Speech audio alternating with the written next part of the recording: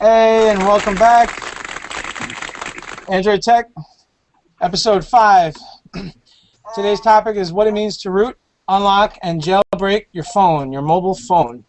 A lot of people have tried to figure this out. You know, people that aren't really in the development world, they've been trying to figure this out. They don't know what it's about. We're here to give you kind of a briefing about it and what it means and why it's good and why it's bad. We'll start with the basics and then we'll work our way up. Let me introduce everyone today. First, I need to introduce my parrot behind me. This is Klecko. Say hi, bird. All right. Okay, and we got Guy today, who's all right, Android developer Guy. We got Jim. Oh, Jim. Jim's going to be providing us with pictures and such today. I don't know who's doing the sound effects. I'll go across me. My name is John, the Minds. There's the back of me. I don't know why I have that on still. I forgot. We got Lewis.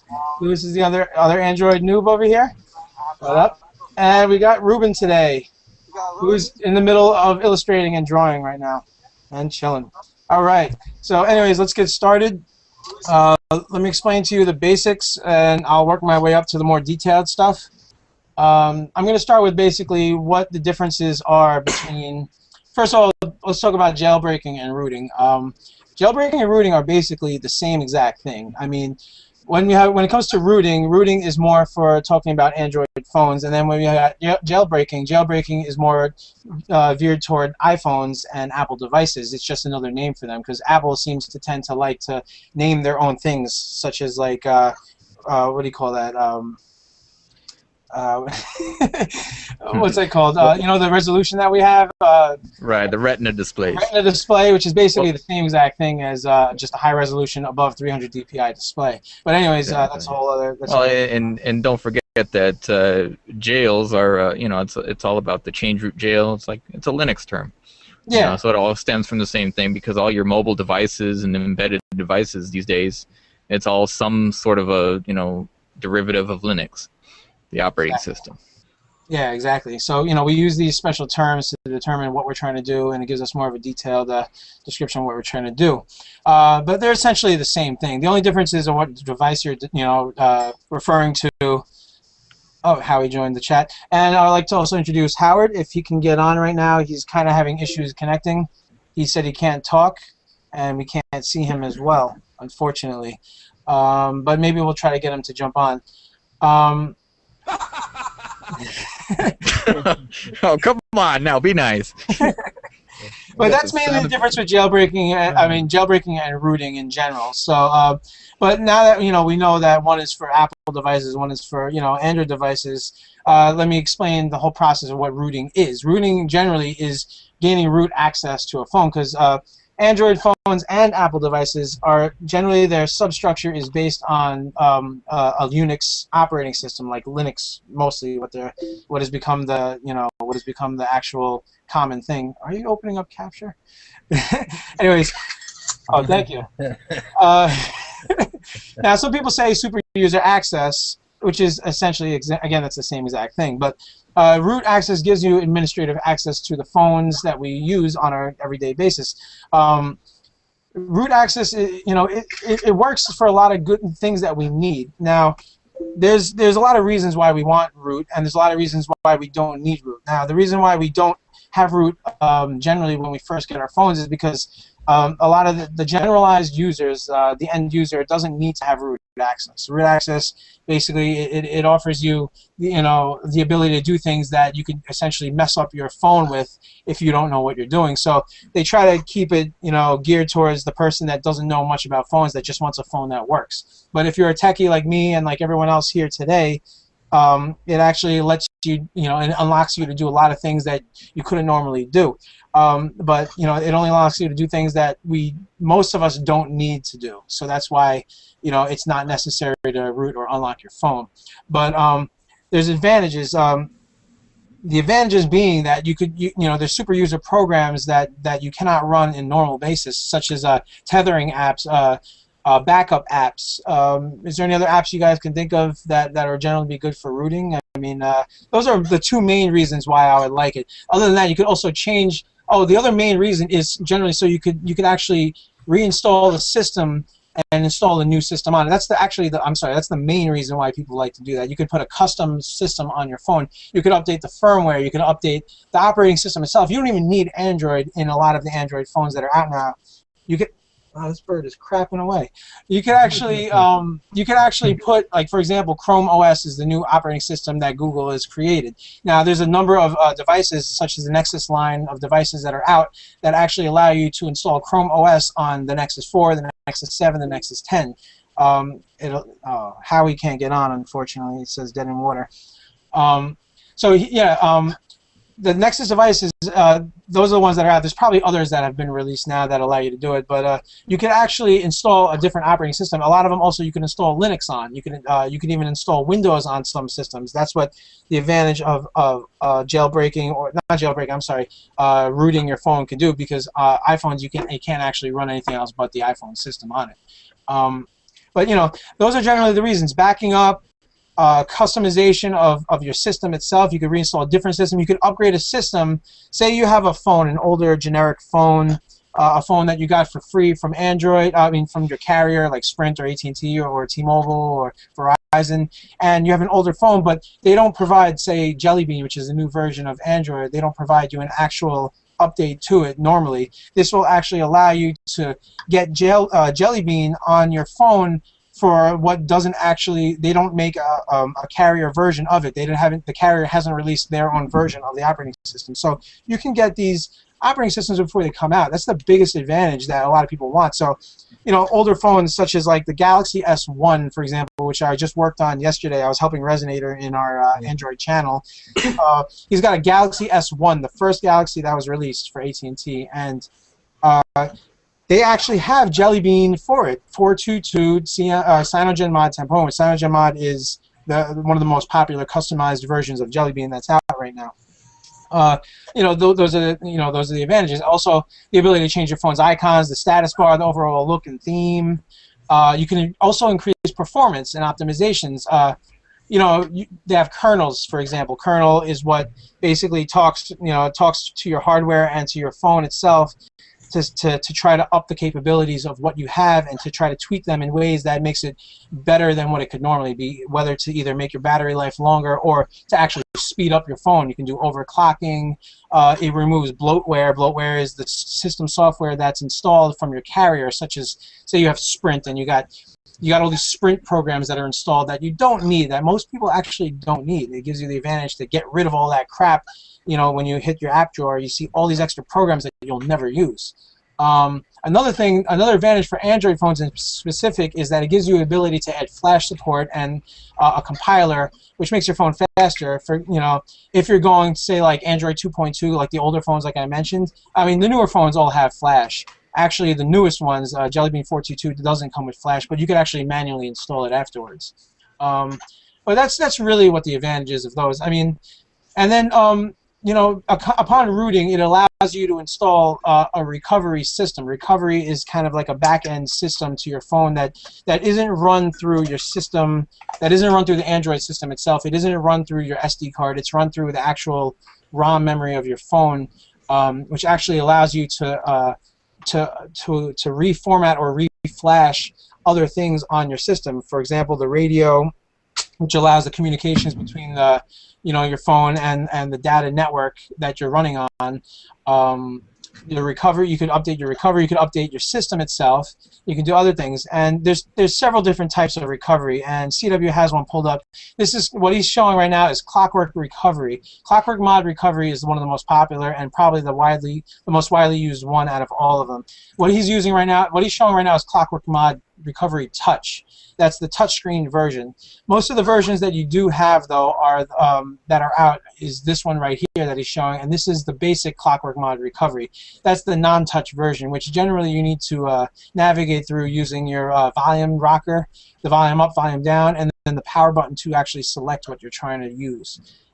This gives you different capabilities. You could install the zip from SD card, as you can see in the menu, which means that you could download a new system to your phone, or new updates, or new add-ons, or anything that you want to update. You could even update the splash screen, the bootloader itself, and anything else that you want to update. You can update using install zip from SD card. Sideload is a new feature also that just recently came out in the past maybe 4 or 5 versions of recovery that came out, which allows you to run commands directly from your phone, so you don't actually have to download the zip file that you get and put it onto your phone. First, it allows you to just literally push the zip file from your computer directly to, via USB cable to your phone, and flash the zip file directly from without having to copy it to your SD card first. Wipe data factory reset, obviously you know what that means. It means that you basically get it like you just got it from the factory. But that's only for what the system that you have on there is. So if you flash a custom ROM on there, it'll recover it back to the ROM itself. It won't actually recover it back to the original settings when you first bought the phone. Wipe cache partition. It's this partition that holds temporary storage for when you're installing files and other such things, and you need to wipe that generally before you flash any ROMs. It's a very important, vital thing that you need to do before you do any type of tweaking to the phone. Backup and storage. When you see backup is actually another name for backup is Nandroid. When you hear the word Nandroid, it's actually Nandroid isn't actually what this really is, but it ended up taking the name of it. Nandroid is actually backing up the NAND. NAND is the memory that was used. I don't know details of it. Maybe C-Dub or one of you guys knows about the NAND flash. It's non-volatile RAM. Yeah, exactly. Your standard programmable memory. Exactly. And they actually took on the name and kept it, which doesn't literally make sense to Nandroid Backup, but they took the name, and that's really what we ended up getting. But it's called Nandroid Backup. This actually backs up everything. So before you flash any ROM, it's generally advised that you back up. What you do a Nandroid backup, which is you just go to backup and restore, and you end up just hitting backup. It takes a backup of everything, not just the system, the recovery, the modem, the bootloader, everything you could possibly imagine on the phone, so that if you ever mess up the phone, you can literally run. As long as you can get into your recovery, you can restore it to the way it exactly was before the way you did it previously. Now, I forgot to mention, in order to get into these recovery screens, there's several ways to do it. I mean, I'm going to get into actually how getting into rooting and then what you do afterwards. So I'll get into that a bit later about how you even get to this CWM recovery menu, because I haven't explained that. I kind of jumped the gun here. But mounts and storage is also you could choose to mount, and you could also reformat different parts of your phone. There's the system directory that you could reformat. You could reformat your SD card from here. You could reformat anything else from here. And you could also mount your USB storage. So say that you're in this recovery menu and you said, oh, I forgot to put my zip file on here in order to flash a new system. Well, you can mount the USB storage through the mounts and storage selection, and it'll allow you to actually be able to do that. And then advanced gives you other such things as Davlik cache, formatting, and that's mainly what you need to get into when you go to advanced. There's really not many other features that you would want to use for the typical person that wants to flash their phone and mess with their phone. So it's not really anything you need to worry about when it comes to advanced. I kind of explained what custom ROMs are in general. Custom ROMs are made by third-party people, developers like ourselves in the channel, in the chat right now.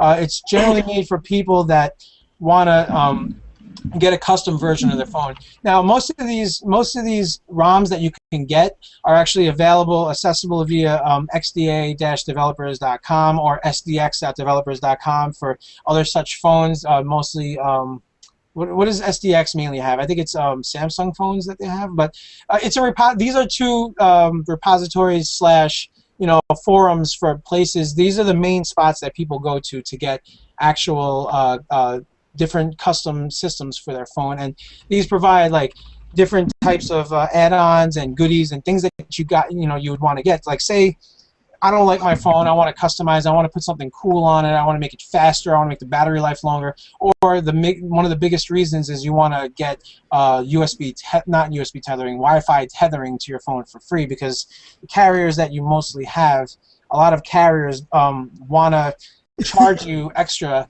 maybe $20, $25 extra, just to have a Wi-Fi tethering feature for your phone. iPhones do it. A lot of Android devices do it. Certain ones do it that actually you have to call up your carrier and say, I want Wi-Fi tethering. Well, you're going to have to pay an additional $25 a month for, which, you know, in realistic sense is kind of stupid, because you're paying for the data. You should be able to access that data available whether you want it or not, you know, from, you know, other devices. This allows you to take your phone and make it a hotspot so that you could actually take your tablet, for example, or your laptop, and you can use the internet from your phone onto your laptop or tablet or other device, whatever has Wi-Fi. You could also do it with a USB plug. But most of the USB plugs are actually accessible for free. If you USB tether, you plug your USB wire into your phone and you enable USB tethering, and allow you to USB tether to your directly to your device. But a lot of times we don't want that. We want a little more of that. Now let me explain to you the cons. The downfalls of what rooting your phone would actually do. The main downfall into rooting your phone is that you end up voiding your warranty in a lot of cases. There are some phones out there that you actually can unroot your phone, so to speak, but it's a process that you have to go through. It's kind of a difficult task that you have to go through, and a lot of times it doesn't actually work.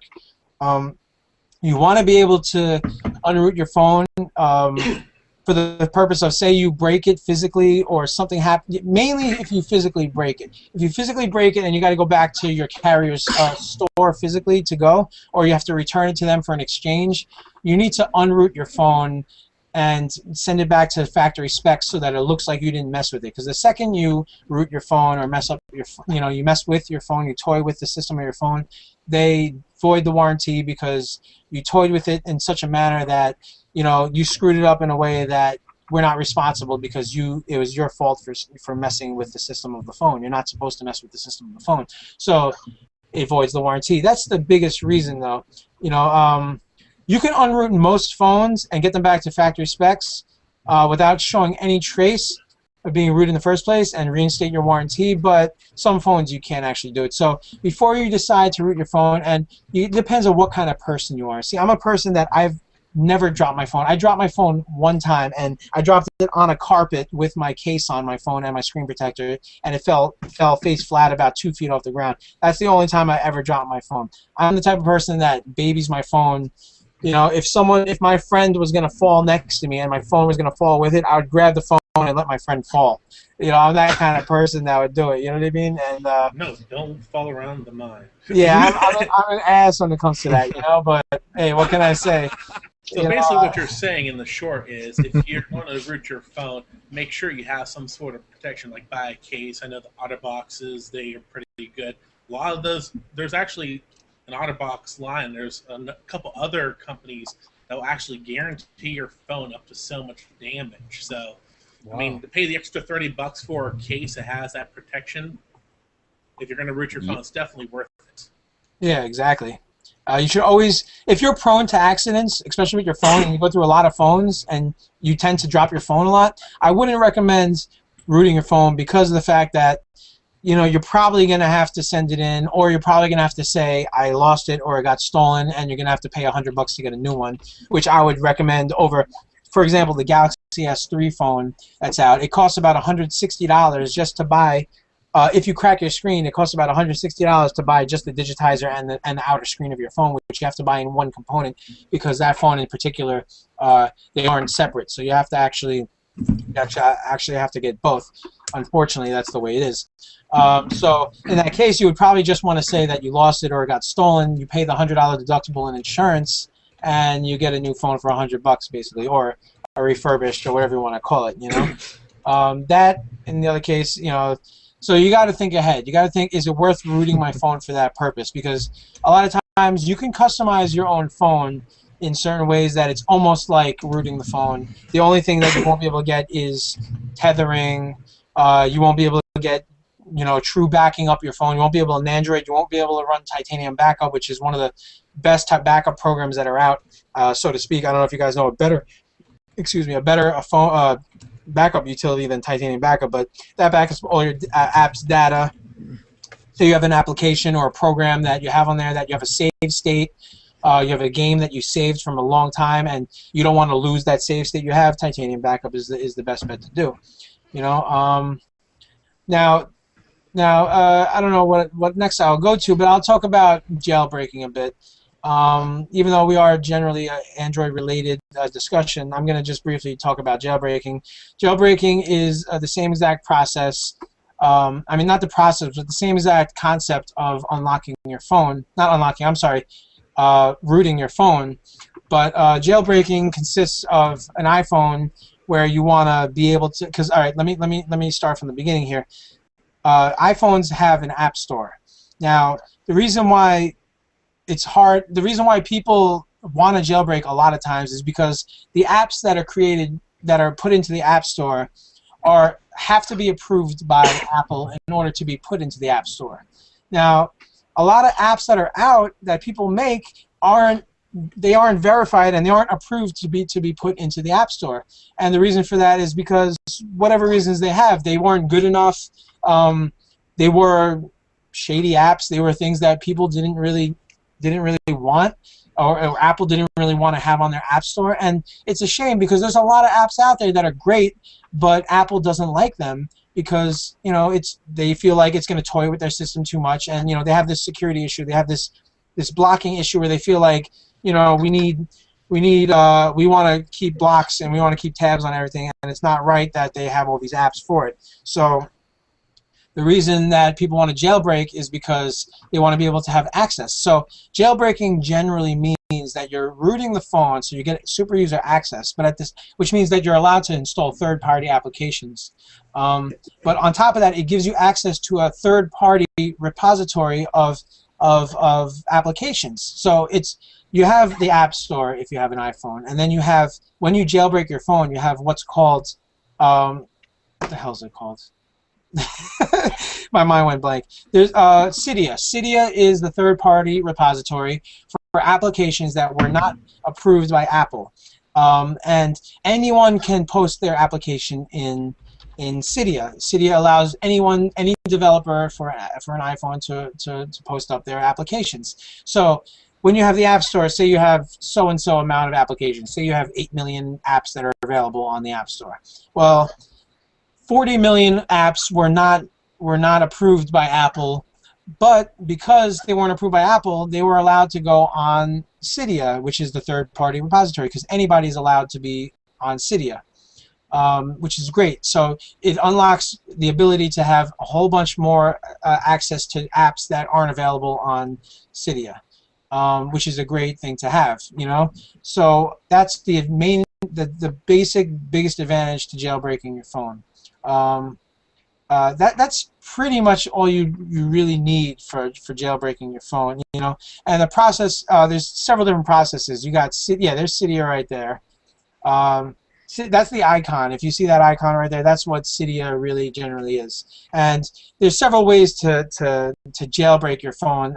For years, it's been from iPhone 2G to 3G to 3GS to 4. They've used what's called Red Snow. Red Snow was the biggest jailbreaker of everybody, and that was the main company that would jailbreak your phone. And then they came out with, there's other people that came out with other things, such as I Hate Snow. There was not iReb, I'm sorry. Forecast was an application by I Hate Snow that allows you to see if you can jailbreak your phone, depending on what firmware you have. But anyways, there's other things too. There's now the newest one out for iPhone 5s since iOS 6.1 came out. There's something. What was the other one called? I'm sorry, I forgot it again. The jailbreak utility that they use. Evasion. Evasion. There you go. Evasion was the new jailbreak that came out for iPhones and iPad and just Apple devices in general for 6.1. Evasion allowed you to jailbreak your phone because they needed a new exploit to come out, which is a hole in the system, in order to jailbreak the phone. Because every time someone tries to create a jailbreak, Apple finds that jailbreak and figures out a way to block that jailbreak from being accessible, because Apple does not want you to be able to access the phone fully for God knows what reason. I mean, you buy a device, you own the device, you paid $500 or however much money you paid for the device, you want to be able to have full access to it, just like the PlayStation 3. You know, when the PlayStation 3 came out, you wanted to have full access. You paid $600 for your PS3 when it came out. Yeah, you you're want not to be able leasing to. a phone. What's that? You're not getting a lease on a phone. Yeah, it's not a lease. Maybe well, after your contract is up, you know, while you're paying for it, you know, it makes sense. But you know, yeah, after you've done your 2-year contract with the carrier, exactly, then, you know, it's pretty much free and clear. Exactly, you own it. So why not be able to do whatever you want to it? You know, it's not right what they do. So that's why PS3 they came out with that hack, and then that's why Anonymous actually hacked into Sony and put them to their knees, because they're like, look, screw you. If you're gonna do that, you know, we want to be able to have full access to our PS3. But anyways, we're getting on. Well, it's, you know, and it's a protection thing for the, like you said earlier, you know, it's a protection for the average people, and you know, maybe the kids and stuff, the, you know, people who should not be messing around with all the internals and the behind the scenes and all the advanced things. You know, they shouldn't be touching that in the first place. But you know, if you're smart enough to get into that, and if you want to take the responsibility, go for it. You know, I mean, it has its advantages. It's not for everyone. Yeah, exactly. You know, and it does, you know, increase your risk of, like I say, voiding warranty. You know, damaging the phone physically. You can actually physically damage the hardware by improperly using the software on it. I mean, exactly, and that's another name for that is called bricking. So when people say you brick your phone, it means that you flashed it in a way that you flashed it incorrectly, or you interrupted the flash in the middle. If you're flashing your phone, if you're breaking into your phone and midway through you pull out your USB cord or you interrupt the flashing process, you'll permanently damage your phone because it's stuck in a mid-flash. And once that happens, you can't access your phone, because the thing that you're flashing, such as the bootloader or the download, you know, once you break it halfway through, that's it. Your phone is considered a brick. I mean, there's ways around it. For some phones, you have like a jig, like CW has a jig, which is a physical device that you have to tap into the phone in order to force it into the download mode, and you can re-flash from there. But in most cases, it's a worthless cause, because it takes a lot of knowledge, and it takes a lot of working jigs, and then the more severe, see, those would be those are what they call the soft brick condition.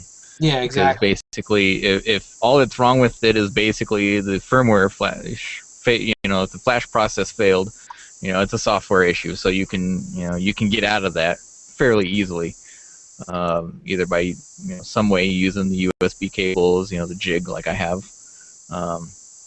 But they also have at least on Samsung devices. I'm not sure about any others, how they, you know, what they call it, or if iPhone even has any potential for it. But JTAG would be the even deeper level.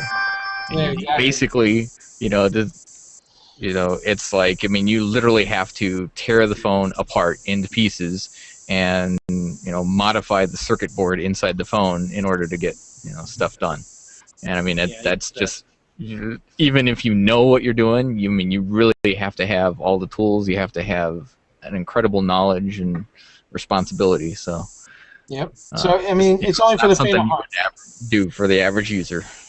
Yep. If you don't know what you're doing, it's not recommended that you take that route, because it does physically involve opening it up. Don't get into any of it. You know, the only way that you would want to maybe get into it is if you had, you know, friends like us, you know, or neighbor or friend or somebody, or, you know, just ask us even. Yep. But I mean, if you don't have somebody technically sound, you know, guiding you through the process and being there in case something does go wrong, then you're screwed. Exactly. You know, it can be not worth it. You know, you might get lucky, you might be okay, and I mean, you can recover from it. You know, accidents happen, you know, to the best of us. But yeah. Yep. Don't want to do it if you don't know what you're getting into. I'm looking online right now. Even for a decently cheap JTAG, you're looking at anywhere between $40 to $50, and that's still a lot of them says doesn't guarantee will work on all phones. There's one here that says it will work on all phones, $595. So I mean, it's not a cheap thing to try the JTAG. No. Nope. You can make your own too. You know, those are the kinds of those are the kinds of devices that basically, when you take it into a professional shop, a place that repairs every kind of phone, those are the sorts of equipment that they have. They can spend the big bucks, and that's why they charge you, an incredible amount of money to do these fixes, because they got to pay for all their tools and their knowledge and expertise. Yep, if they mess it up, it's their responsibility then. Right, yeah, then they got to buy you a new phone. Yep. Yeah. And then hopefully get out your personal data somehow. Yep. So, all right, now when it comes to jailbreaking a phone, there's a typical way to do it in most cases. And like I said, I don't want to go too far into jailbreaking because this is not our main topic of discussion, but jailbreaking typically involves creating a custom system according to what firmware you have on your iPhone, and then what you want to do. It also works for iPads and iPod touches and whatever, but it generally consists of taking the software, getting the IPSW. The IPSW is the actual system image of your iPod or iDevice. And you're tweaking. It's a hack for your IPSW. IPSW is like one big file, and basically it's the system image of your phone or your device.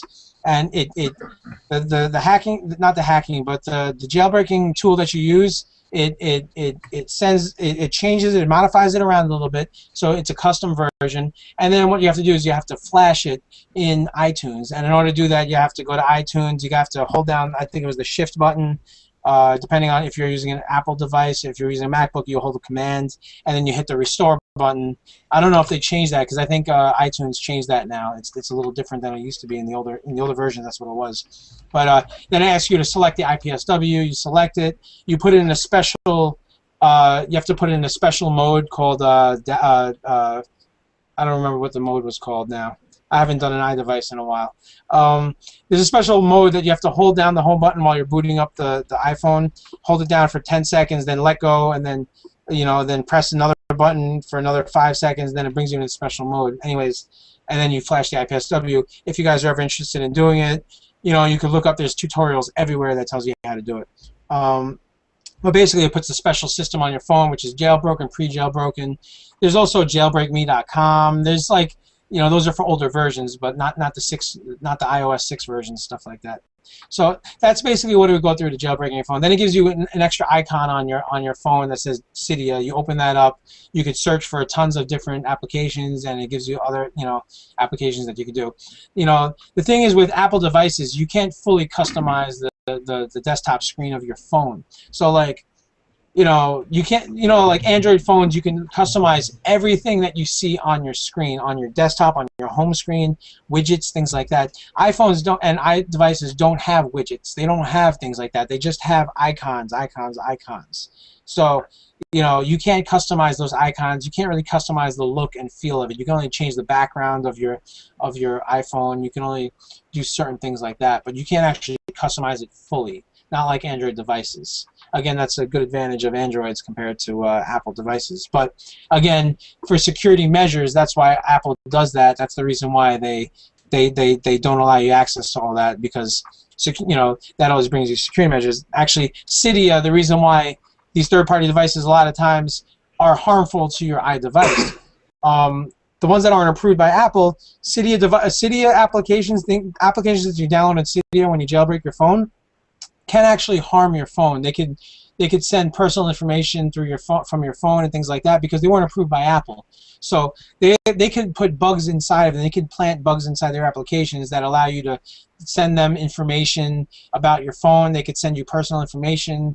So there is an advantage to there's a disadvantage to that. The same thing with rooted phones, though. If you root your phone, you get devices on your you get applications on your Android that like aren't approved by Google itself. There could be there could be hidden, bugs inside there that track your phone, that track certain data. They send the developer certain data, and it could be harmful. But it's not. You got to be weary when it comes to that, and you got to know. Now, don't most people, a lot of people go nuts. They download applications and they start going crazy. They look through the market, the Play Store, they look through the App Store, whatever you want to call it, whatever device you're on, and they start downloading shit like crazy. They start downloading all these apps, these games, and then next thing you know, every 5 minutes you got get free Viagra on your notifications. You know what I mean? You get stupid notifications, advertisements, because you downloaded a whole bunch of things that you don't even know what it is. That's your own fault. Don't blame Android. Don't blame your phone. That's your own fault for downloading a whole bunch of things that you don't know. Download one thing at a time and make sure it doesn't start sending you advertisements. On top of that, Android has what's called ad blocker. Is that what it's called, ad blocker? What is it? They pulled those from the market. Which one? They pulled all of it. What do you mean? Because they don't want people blocking the ads anymore. Oh, those apps have been pulled from the Play Store. You can't get ad blockers on there? Nope. Really? I use one called Air Push Detector. It'll actually tell you what app is causing it, so you can just remove that app. Yeah, that would be nice. So they literally because that's a different. Well, I know that they took off Ad Away, which was the better of the two. Ad Away, that's the name of the one. Wow, And they took it off the market? That's a shame. Well, for obvious reason. I mean, I understand why they did it. I know, but that was like one of the best. That's like a must-have app, Well, yeah. I mean, if you're downloading, crazy stuff, or sometimes, if you have a low-powered phone, even though you want to be nice, you want to have the free version of the app, and they've got the ads, and you maybe don't mind the ads themselves, but maybe it makes the app unplayable because you got such a slow phone, and it's like, it's not fair. I can't check out your app, I can't use it, it doesn't do what it's supposed to do because it's crashing my phone because it's trying to load all the advertisements. They're not. Yeah.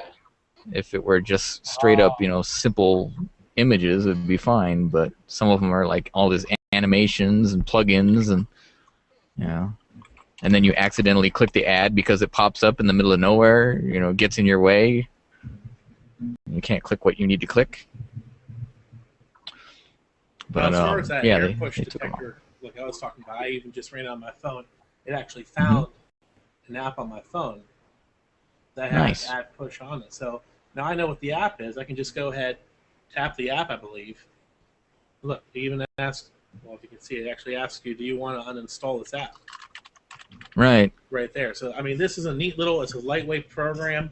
You can get that right from the market. I believe it's still available. I'll check that. Yeah, that one ought to be still available because, that one actually, it isn't blocking anything. It isn't trying to, it isn't trying to undermine the functionality. It's just letting you know, hey, by the way, this application's doing something that maybe you didn't want it to do.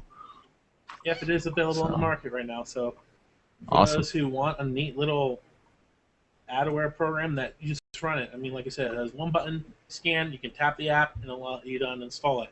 That's if you get the little pop-ups, the little star at the top of the screen. Nice. Very nice. Yeah, cool. And on a security note, I mean, while we're talking about that, if because they don't have the ad blocking, specifically ad blocking software has been pulled from the Play Store, you could probably get it by other means, but basically, if you want to have some security on your phone, one thing that I use is Avast. I use the Avast Mobile Security. It's free.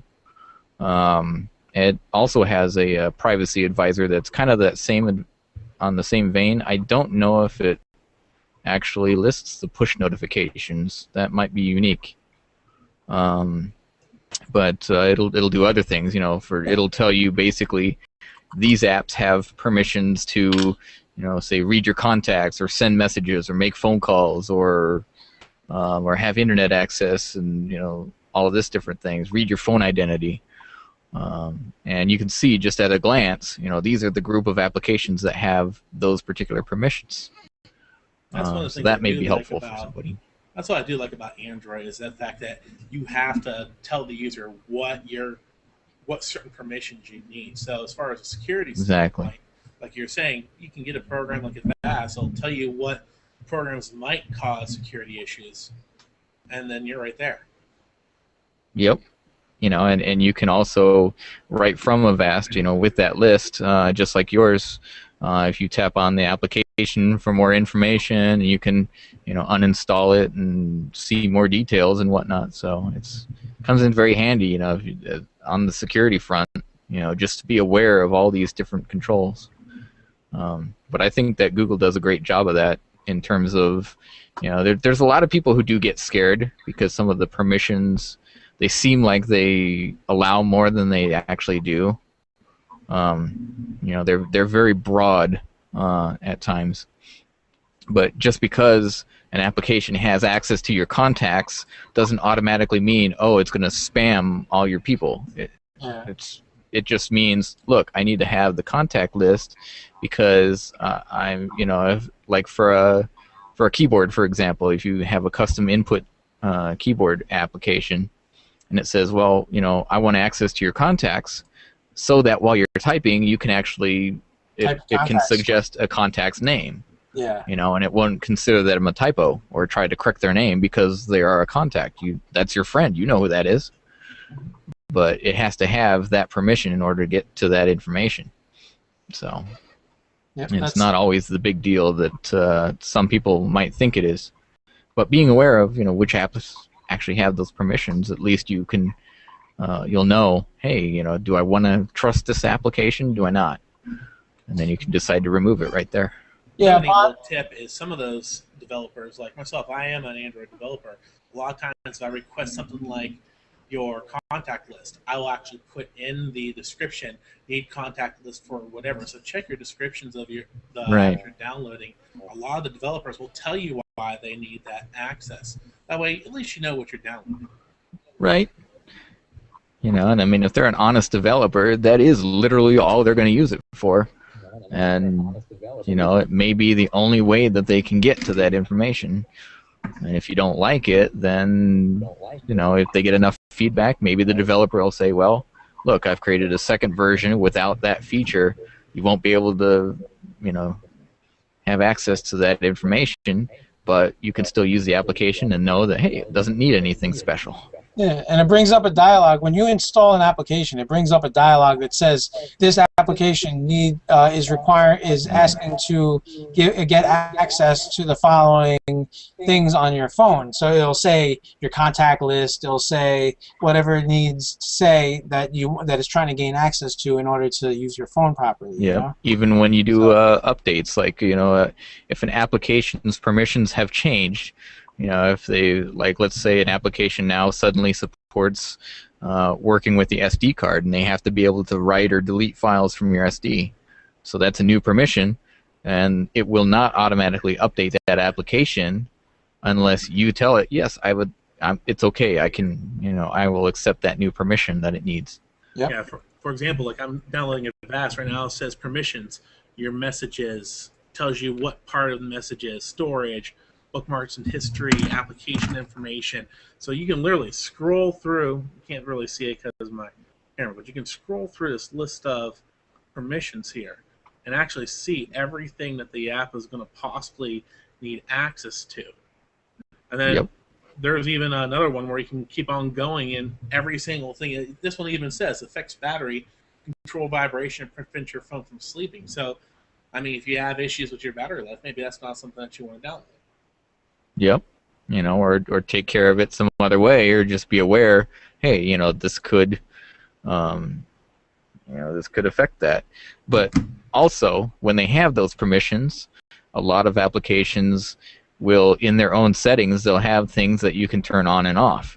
So it needs the permission in order to use it, but you can also, in the application, say, hey, I don't want to use that, and so the application won't use it, and then you'll be okay. All right. Now, do you guys want to talk about bootloaders? I want to bring up bootloaders. Actually, before we do that, I wanted to go back to like the custom ROMs there. Just to let you guys know, there's a lot of different custom ROMs out there. There's the CM mod. I know when I had my Thunderbolt, there was like 7 different ones there.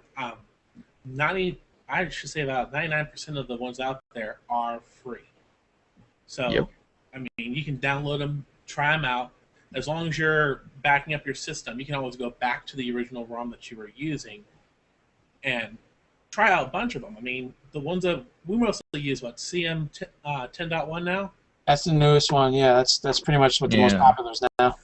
Yeah, and what I would definitely do is do your research. Don't go ahead and try a mod or a ROM that just came out. It's the first revision of them. Wait until they get like to revision 2, till they got people who've tried them out who are like us. Who, I mean, we can try them out. If it messes up, no problem. We can flash back to our old one and we'll comment, oh, this one sucks, and we won't troll them that bad. But yeah, definitely before you download a ROM, do your research. If it's like CM10 or CM10.1, that's been around since ROMs have been around. So that one's okay.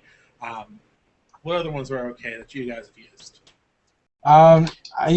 My previous one was Jelly Belly, but before that I used Paranoid Android is one of the most popular ones, and then AOKP are also one of the most popular ones. That's OpenKang, what is it? Yeah. Android OpenKang Project. Yeah. That's built from the AOSP source, and then Paranoid Android is kind of a mixture. It's a hybrid between AOKP and CyanogenMod, and they mashed it together and they put it into one, and that's what Paranoid Android is. And a lot of your custom ROMs actually do that. I mean, just about every one that you're going to find in some way. I mean, they start with the Android source, so it's AOSP, the Android Open Source Project. Which is basically what you're going to get on a Nexus device. But then, they make some tweaks to it. The AOKP, they're especially with Team Hacksung, they specialize in Samsung devices. And, pretty much all of your custom ROMs, especially the toward ICS and Jelly Bean,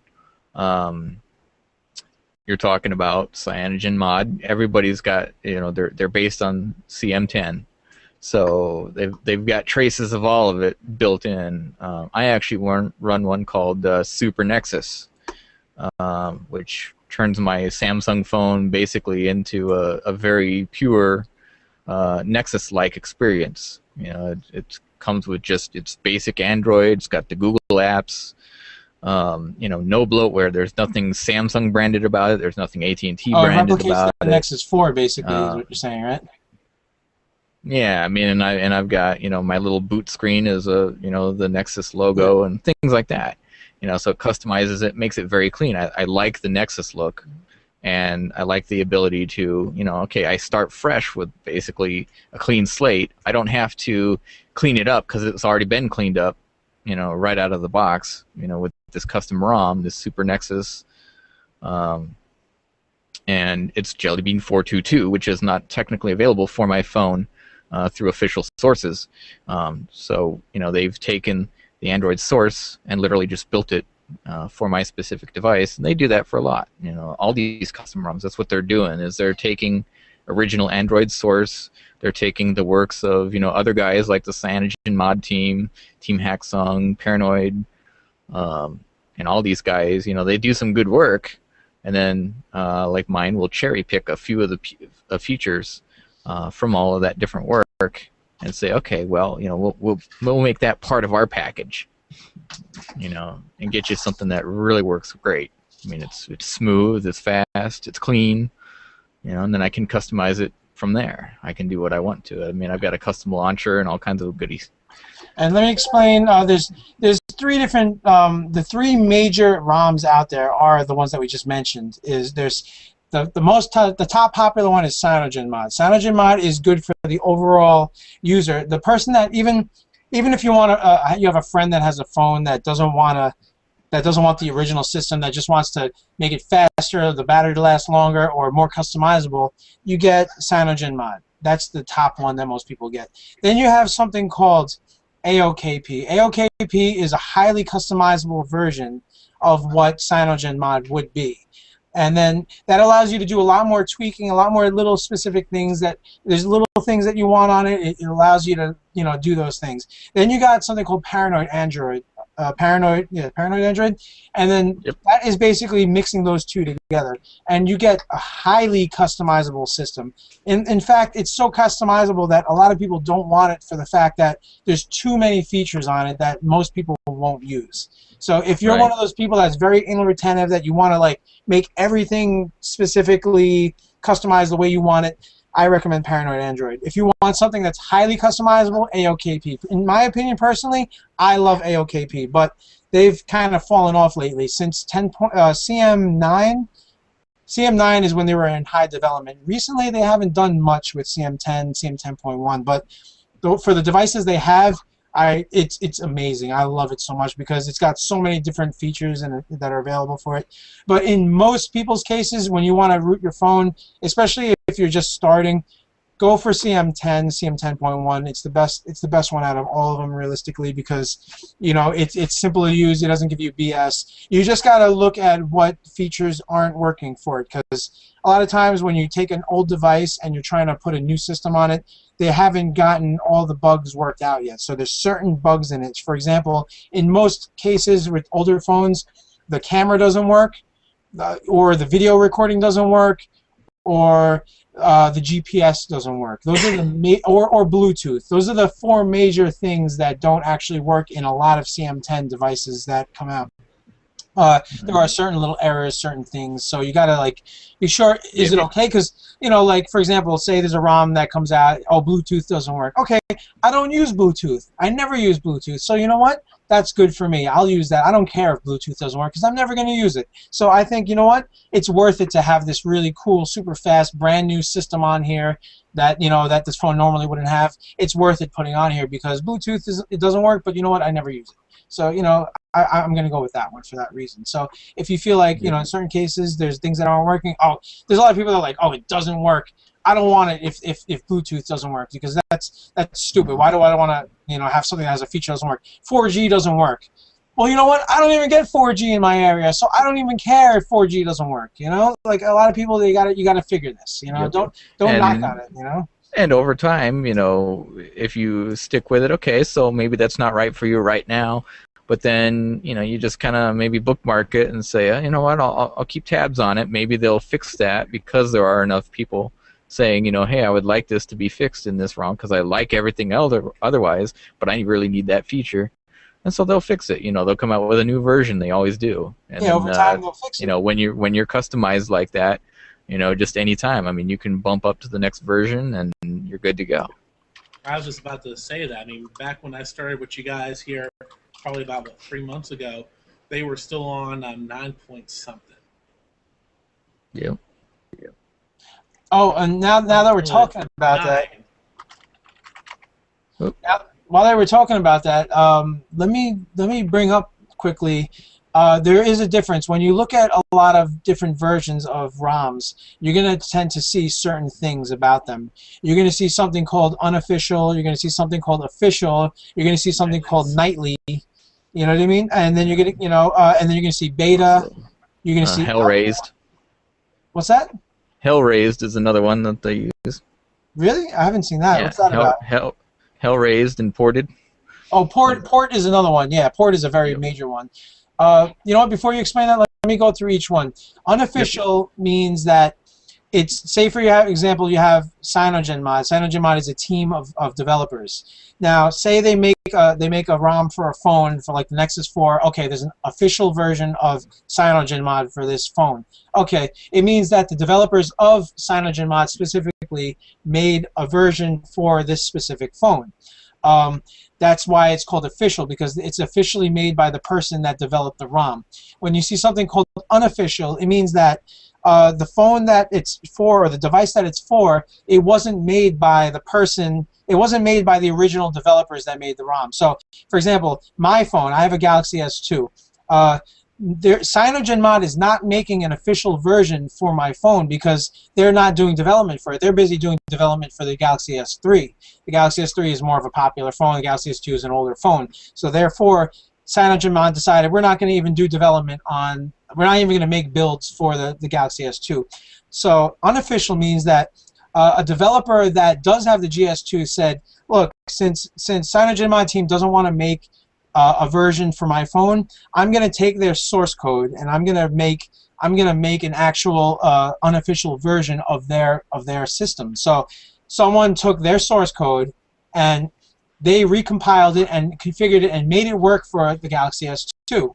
And now a third-party developer is making a custom ROM from another developer, which is CyanogenMod, and then they're making a version for my phone. So it allows me to have access to CyanogenMod 10.1, which is the brand new Android 4.2.2 builds, which I normally wouldn't have because CyanogenMod isn't making it. And also, Samsung or your carrier is not even making an Android 4.2.2 for your phone to begin with. So I'm able to get Android 4.2.2 for my phone because of a third-party developer that's making an unofficial CyanogenMod version for my phone, which is the greatest thing ever, because normally I wouldn't even be able to have it. I would get 4.1.2, which is the over-the-air update that Sprint makes, and I want 4.2.2 rather than 4.1.2.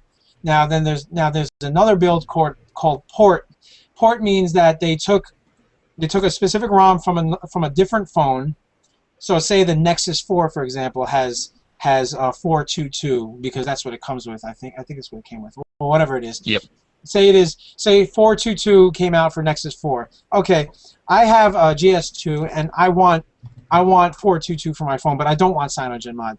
Well, somebody took the 4.2.2 system of the Nexus 4 and tweaked the source code to make it work for my Galaxy S2. Now that's called a port because they took a source code for the Nexus 4 and they actually changed around the build prop, which for technical, right, for a different device. For a different device, and they made it work for my phone. That's what you call a port. Now a port is great because you can take a phone, you can basically turn your phone into what another phone would normally be.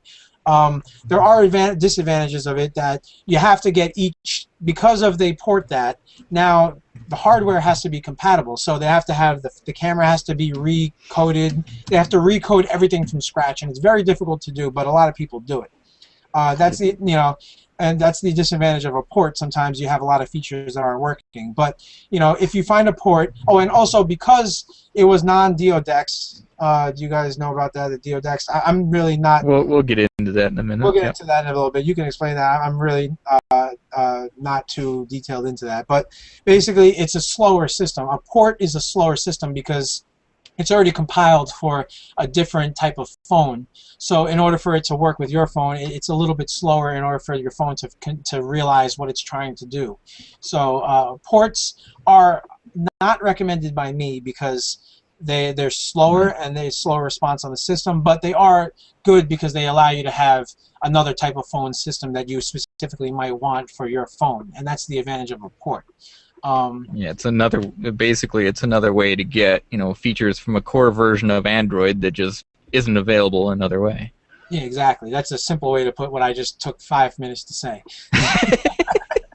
Yeah, I'm looking at our broadcast, Dylan Turner message. I haven't seen Hellraise, but I've seen most of the others. Yeah, it's not one I've seen either, but it's definitely one that's out there. That's probably specific, No, Hellraise. What Hellraising is, it's a lot like a port, but it's almost like basically sometimes what they'll do is they'll take a lower grade of the phone, like for example maybe a Galaxy S ROM, and they've done some work, so it's got a particular thing. Something is not yet available for the S2, so what they've done is they've turned it into something that actually works on the S2. So it's a lot like a port in the same direction. It's just usually it's within the same family of devices. So like a Samsung phone to a Samsung phone rather than completely jumping the brands.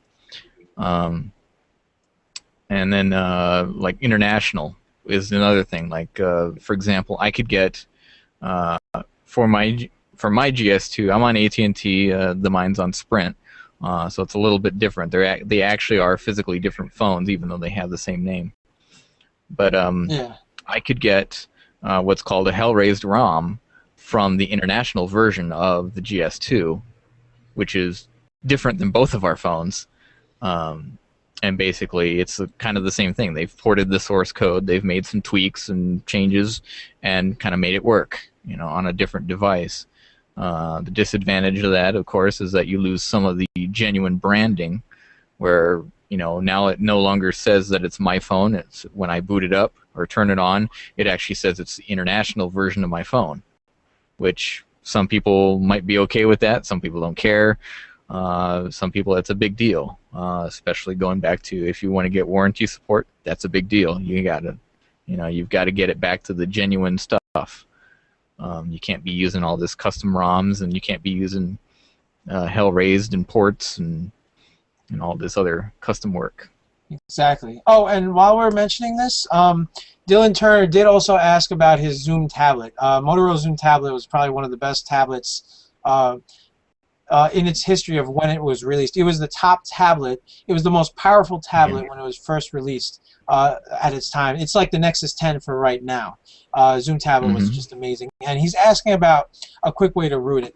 Now, there is an easy way to root it without using ADB and other fastboot and other such sources, which, I mean, I highly don't recommend, but if you're looking for a one-click root method, there is one. It's actually called the what is it called? The Lord AIO tool, which is a one-click root tool. It's a complete backup tool. It unlocks the bootloader. It installs Clockwork Mod Recovery. It restores it. You can root it. You can unroot it. You can do a lot of different things with it. Now, there is a link for it. In order to do it, I can't send you the link directly. You could join our channel in Pound Android or on AndroidTecLive.com and go to the chat system. But if you want, all you got to do is search for. You can either go to AndroidAuthority.com and you could search for it. There is a Zoom root unlock unbrick Lord AIO tool that you could search for, or you can go to the channel and I'll send you a link. Or you could actually just Google Zoom all-in-one. I'm sorry, Zoom one-click root tool, and it would probably be the first link that comes up. But just make sure that you have you're running Windows. You have the Motorola Zoom drivers installed for your computer, and you also have the official firmware for your Zoom, which is needed if you want to unlock or unbrick your Zoom. And make sure your battery is charged, obviously above 30%. I was going to say, if you do need help with it, the one of the three of us are always in chat. Just go to irc.dell.net on your MIRC or compatible IRC client, and just go to Pound Android or Channel Android, and we're there. You can actually jump in the channel right now. We're all there, taking any questions that you guys want anytime. I mean, there's like 3-4 hours of the day where somebody's not on there. Yeah, and we'll run through the process with you if you have any problems with it or whatever. So it won't be a problem. And like I said, you can go to AndroidTecLive.com and you click on the chat button, and it'll also link directly to that Android channel that we're on. We made a web-based version of it, so you don't have to download your IRC client or whatever if you don't have to. So yeah, that's another option. So I'm glad. Hopefully we can help you out with that. If you want to use which I don't recommend the one-click root version, but sometimes it does work. 75% of the times it usually errors out on you. Something goes wrong. One-clicks don't always work, and depending on what firmware you're on and what kind of updating it's done, sometimes it doesn't work well. But anyways, all right. So to move on though. I was talking about bootloaders. Now, bootloaders are basically, if you have bootloader needs to be unlocked in order to root your phone in most cases. I mean, a lot of phones don't need to have a bootloader unlocked. They don't even have they have a bootloader, but like if you run a certain type of thing like Odin or RU or what is it, Heimdall or something like that. I forgot how to pronounce that. Anyways, a locked bootloader won't let you boot anything but the manufacturer approved version of Android that comes with your device. So unlocking a bootloader will allow you to install custom ROMs and custom systems or alternative systems to the Android one that you have. And it also allows you to install Cyanogen Mod Recovery Clockwork. I'm sorry, Clockwork My Recovery. My brain. I know. CM and CM, they're both called CM, so it gets confusing every now and then. CM and CWM. CW, yeah, very close to them, and then CW right here. Right, there you go. Well, but unlocking a bootloader usually requires... I recommend both. Yeah, you recommend exactly. All three. I recommend myself. Why not? Why not, right? But a bootloader mainly requires some sort of exploit used in order to unlock it. So for years we've had, since Gingerbread, since Sense, we've had ones called the major ones. The first one I think that was majorly out was called Rage Against the Cage. Do you guys remember that one? That was an exploit used in order to unlock your bootloader. And then they came out with something called Jailbreak. Jailbreak was when Gingerbread came out, which was Android 2.3, which also allowed you to root your phone. So it uses these exploits to root your phone, unlock your bootloader, and then they have what is the one that came out for HTC devices? I mean, before HTC Dev, there was I don't remember the name. No, the only ones that I can think of by name are Zergrush. Zergrush was a big one. Zergrush, Gingerbreak, and Rage Against the Cage were the three major ones that came out for the Android phones until 2.3 came out, which is Gingerbread, and then that allowed you to to be able to unlock your bootloader, which HTC Dev now has. HTC actually allowed you to unlock your bootloader. They actually allowed it for most HTC Android devices they came out with. They said, you know what? Let's let them unlock it. It's their phone. They did the right thing and said, we're going to let them unlock it. Again, it just you lose your warranty. It's documented because it's direct official from HTC Dev. So you can go to htcdev.com and actually put in your what is it, your IMEI number, or your serial number or something like that. It sends you a file that you have to download. I think it's a PIT file, a PIT file, and then you got to fast boot your file, which means that you got to put your phone into a special download mode, plug it into your USB, and then type in a command in your command prompt, which is a fast boot program, and it uploads this PIT file, which unlocks your bootloader, properly. And then you could flash, recovery on it. Then you could wipe your system. You could install a custom, system to it and stuff like that. Thank you, HTC, for that. I mean, maybe that's because you guys were falling off in your sales because HTC hasn't been up on sales lately. Maybe because Samsung took over their sales. But hopefully HTC One will increase their sales because HTC is still a great, company, still a great manufacturer. I mean, their phones are great.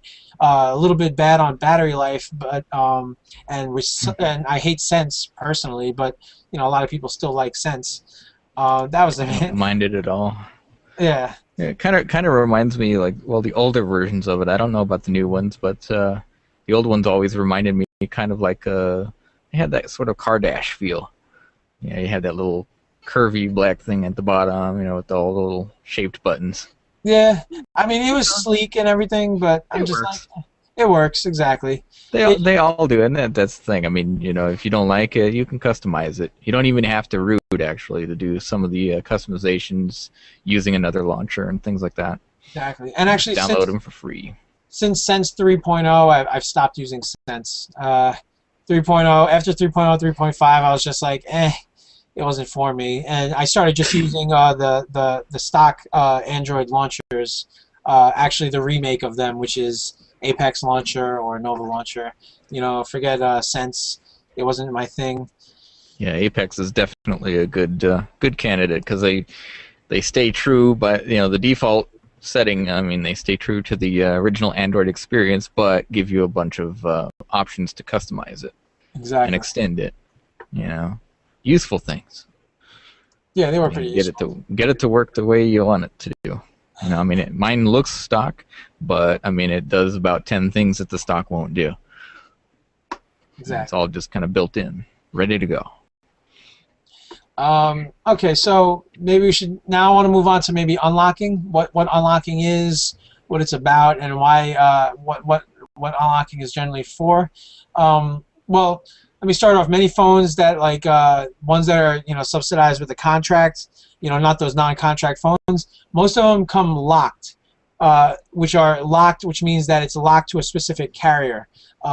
They lock the frequency and the radio signal that it runs on along to the signal of what carrier it wants to take. So say you have, I always use Sprint as an example because I use Sprint right now, but say you have a Sprint phone, you have a locked, every phone comes locked generally if you buy it from Sprint. So it's locked to the Sprint carrier. You can't take your phone and use it on a different carrier because of the reason that it's locked. But before I even go on about that, I'm kind of wrong about that because phones that don't have a SIM card, most of them can't be unlocked to other carriers because in order to unlock a phone, you basically need a SIM card. I mean, certain cases you can take an unlocked CDMA phone. CDMA is the network band that Sprint and Verizon run on, which doesn't require a SIM card.